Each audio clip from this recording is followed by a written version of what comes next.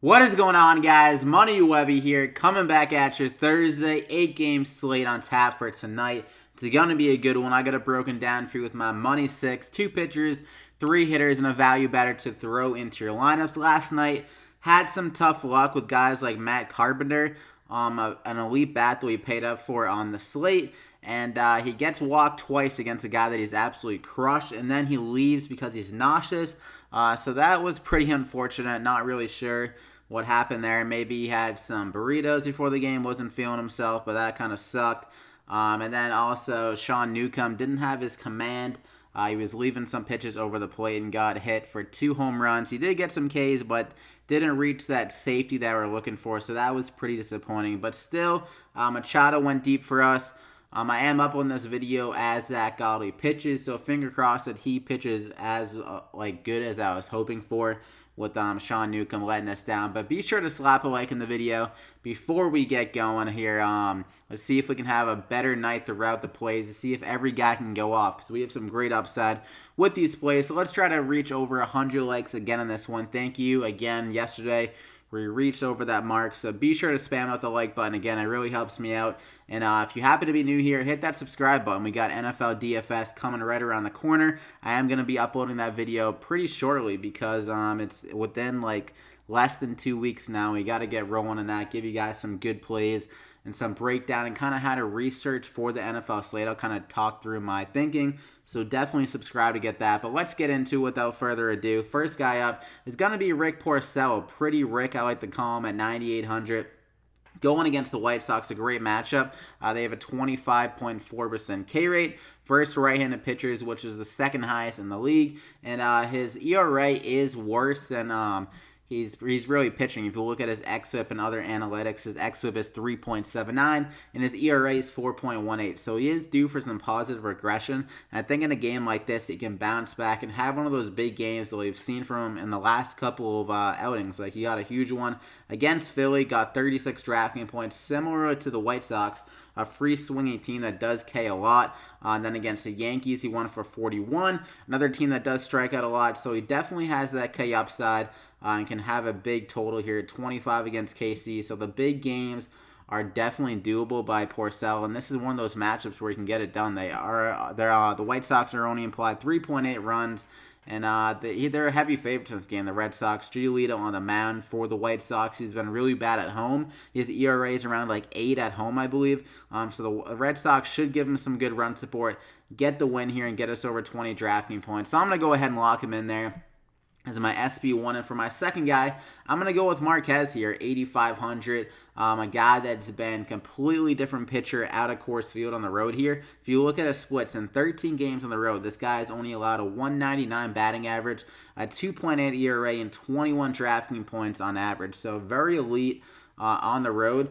This game log against San Diego isn't indicative of what he's been doing against them, because there was one outing where he only pitched 3 innings. I think he might have left with an injury or something like that, or he was coming back from an injury, because he only pitched 3 innings and didn't even give up a hit, I believe, and had 4 Ks. So in the BVP, kind of gives you a better story. They only have a 218 batting average against them and a 28% K rate in 60 plate appearances. So he definitely has some good upside. He's been pitching very well recently, over 20 DraftKings points, and what is that, his last 6 outings. So the guy has been on cruise control in a very good matchup with a huge park upgrade going to San Diego.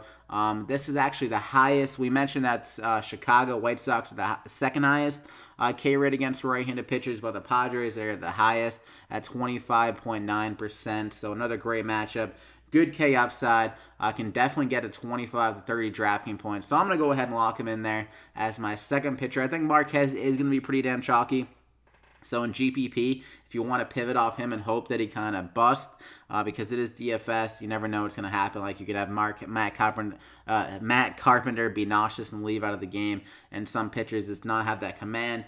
But I think he's just a really safe option with good upside and a great matchup. So those are my 2 pitchers, Porcello and Marquez. 2 great values. You still got 39.62 remaining per hitter. And for my first hitter, I'm going to go with Stanton here. He has been kind of disappointing recently, but this is a great spot for the Yankees and Stanton in general. Going against the lefty, he's much better against the lefties. The guy has .336 ISO and a 59% hard hit rate against them. And going against Lariano, the guy's been getting killed every time he takes the mound. So I think guys like Stanton and the next guy I'll be mentioning can definitely get some good upside and go deep in this matchup. It's a huge park downgrade for Lariano going from Detroit to Yankee Stadium. One of the most hitter-friendly ballparks in all of Major League Baseball. So I think Stanton can reach that 300th home run of his career threshold. He's been kind of waiting for that mark. He hasn't been able to hit one in the last, 10 games now, or the last 9 games. Now it's going to be 10 after tonight, but Stanton, he's due for a home run. I think it's coming here tonight against Lariano. So I'm going to go ahead and lock him in there as my first hitter. And like I said, another Yankee bat that I think can definitely get some good upside and run production here is Torres here at 4,800. Another guy that's very good against lefties. He's a 286 ISO against them on the year. And the Yankees have one of the highest run totals on the slate, 5.8 runs. I think it's probably the highest. I didn't really look at every single run total and kind of weigh which one was the highest, but I'm guessing it is based on just skimming through it for the run totals. And Torres, like I said, really good against lefties. And Lariano, not a good pitcher. He's allowing 1.7 home runs per 9 to right-handed batters. So 4,800, another guy that can give you some great upside. Go deep in the spot. He's been hitting pretty damn well recently, 25, 10, 17, 18, in a couple of the last couple of games. So I'm going to go ahead and lock him in there as my second hitter. For my third guy, we're sticking in the same ballpark, but this different team. Castellanos here at 4,200.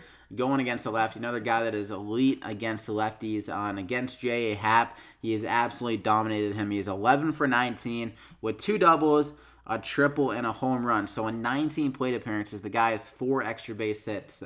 So he can definitely get some good power and pop off J.A. Happ. A big park upgrade going to Yankee Stadium. And Castellanos has a 460 WOBA versus lefties. So like I said, extremely good against them. And Happ, he has been pitching very well this year, but he's still prone to allowing some deep balls. He's allowing 1.5 home runs per 9 to right-handed batters. So I think if anyone's going to go deep on him in this lineup, it's going to be Castellanos. So at 4,200, upside really good, and it's kind of a low price tag considering his humongous ability against lefties. So I'm going to go ahead and lock him in there. So you got 3 elite bats on the slate, I think, and you got 2 pitchers with great K upside and just safe options, I believe. You only have 3,480 remaining per hitter. That's the remaining per player to fill out the rest of your lineup. That's the tough thing. But we're going to punt with our last guy. It is our value guy. I mean, he doesn't have much upside at all, but Greg Garcia with Colin Wong placed on the DL. Greg Garcia, he did get the start tonight, and he batted 6th. So at 2,700, for a guy 6th in the lineup, he doesn't need to do much to give us any value on this price tag. If he just gives us 5 drafting points or 8 drafting points, he's allowing us to give that price tag to other guys like I mentioned with Stanton, Torres, and Castellanos. So he's kind of just a place mark for you to pay up for the other guys. And I mean, if he does give us a home run or something, that's even more to us. But at 2,700, his price tag is just so good. It's tough to avoid it. He'll probably be in that 6 or 7 slot again in the lineup. And he's going against a guy in Joe Musgrove that isn't great. He has been pitching pretty well this year, but he's due for regression on his numbers, and he has been worse against left-handed batters. So I think Garcia can just be a good value guy, like I mentioned, and 2,700. Even if it gives us 0, he's allowing us to pay up for those other guys that can definitely go deep and give us to over 20 drafting points. So I'm going to go ahead and lock him in there. And that gets you up to 3,675. So, if you were just to go through these hitters and just go with 4,000 guys, it's kind of the same thing as going with a Greg Garcia, then going with guys that are really high priced.